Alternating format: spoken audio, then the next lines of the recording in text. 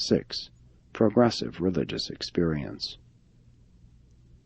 The Urantia phase of revealed religion has to do with the experience of survival, and its great urge is the attainment of spirit perfection. There also is present the higher urge of worship, associated with an impelling call to increased ethical service. Urantia insight entails an ever-expanding consciousness of the sevenfold, the supreme, and even the ultimate.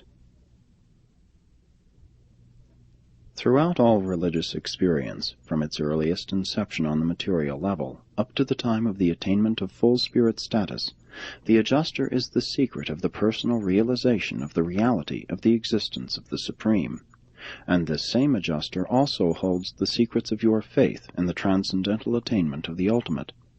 The experiential personality of evolving man, united to the adjuster essence of the existential God, constitutes the potential completion of supreme existence, and is inherently the basis for the superfinite eventuation of transcendental personality. Moral will embraces decisions based on reasoned knowledge, augmented by wisdom, and sanctioned by religious faith. Such choices are acts of moral nature and evidence the existence of moral personality, the forerunner of Urantia personality and eventually of true spirit status. The evolutionary type of knowledge is but the accumulation of protoplasmic memory material. This is the most primitive form of creature consciousness. Wisdom embraces the ideas formulated from protoplasmic memory in process of association and recombination, and such phenomena differentiate human mind from mere animal mind. Animals have knowledge, but only man possesses wisdom capacity. Truth is made accessible to the wisdom-endowed individual by the bestowal on such a mind of the spirits of the Father and the Sons, the thought-adjuster, and the Spirit of Truth. Christ Michael, when bestowed on Urantia, lived under the reign of evolutionary religion up to the time of his baptism. From that moment up to and including the event of his crucifixion, he carried forward his work by the combined guidance of evolutionary and revealed religion. From the morning of his resurrection until his ascension, he traversed the manifold phases of the Urantia life of mortal transition from the world of matter to that of spirit. After his ascension, Michael became master of the experience of supremacy, the realization of the Supreme, and being the one person in Nebadon possessed of unlimited capacity to experience the reality of the Supreme, he forthwith attained to the status of the sovereignty of supremacy in and to his local universe. With man, the eventual fusion and resultant oneness with the indwelling adjuster, the personality synthesis of man and the essence of God, constitute him, in potential, a living part of the Supreme, and ensure for such a one-time mortal being the eternal birthright of the endless pursuit of finality of universe service for and with the Supreme. Revelation teaches mortal man that, to start such a magnificent and intriguing adventure through space by means of the progression of time, he should begin by the organization of knowledge into idea decisions.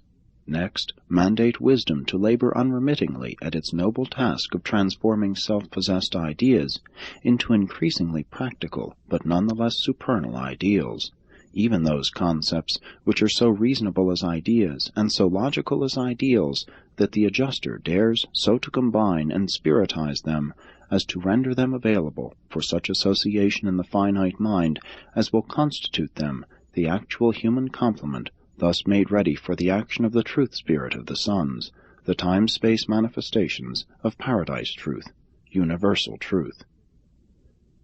The coordination of idea decisions, logical ideals, and divine truth constitutes the possession of a righteous character, the prerequisite for mortal admission to the ever-expanding and increasingly spiritual realities of the Urantia worlds.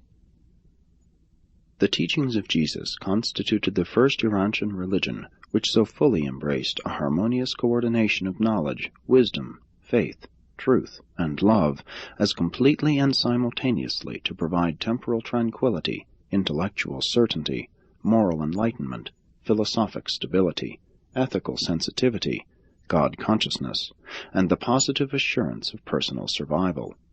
The faith of Jesus pointed the way to finality of human salvation, to the ultimate of mortal universe attainment, since it provided for 1. Salvation from material fetters in the personal realization of sonship with God, who is Spirit.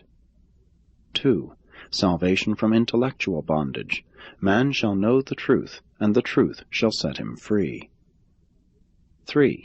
Salvation from spiritual blindness, the human realization of the fraternity of mortal beings and the Urantian awareness of the brotherhood of all universe creatures, the service discovery of spiritual reality and the ministry revelation of the goodness of spirit values. 4. Salvation from incompleteness of self through the attainment of the spirit levels of the universe and through the eventual realization of the harmony of Havana and the perfection of paradise. 5. Salvation from self, deliverance from the limitations of self-consciousness through the attainment of the cosmic levels of the Supreme Mind and by coordination with the attainments of all other self-conscious beings. 6. Salvation from time, the achievement of an eternal life of unending progression in God recognition and God service. 7. Salvation from the finite, the perfected oneness with deity in and through the Supreme, by which the creature attempts the transcendental discovery of the ultimate on the post-finaliter levels of the absonite. Such a sevenfold salvation is the equivalent of the completeness and perfection of the realization of the ultimate experience of the Universal Father. And all this, in potential, is contained within the reality of the faith of the human experience of religion. And it can be so contained, since the faith of Jesus was nourished by, and was revelatory of, even realities beyond the ultimate. The faith of Jesus approached the status of a universe absolute, insofar as such is possible of manifestation in the evolving cosmos of time and space. Through the appropriation of the faith of Jesus, mortal man can foretaste in time the realities of eternity. Jesus made the discovery in human experience of the final Father, and his brothers in the flesh of mortal life can follow him along this same experience of Father discovery. They can even attain, as they are, the same satisfaction in this experience with the Father as did Jesus as he was. New potentials were actualized in the universe of Nebadon consequent upon the terminal bestowal of Michael, and one of these was the new illumination of the path of eternity that leads to the Father of all, and which can be traversed even by the mortals of material flesh and blood in the initial life on the planets of space. Jesus was and is the new and living way whereby man can come into the divine inheritance which the Father has decreed shall be his but for the asking. In Jesus there is abundantly demonstrated both the beginnings and endings of the faith experience of humanity, even of divine humanity.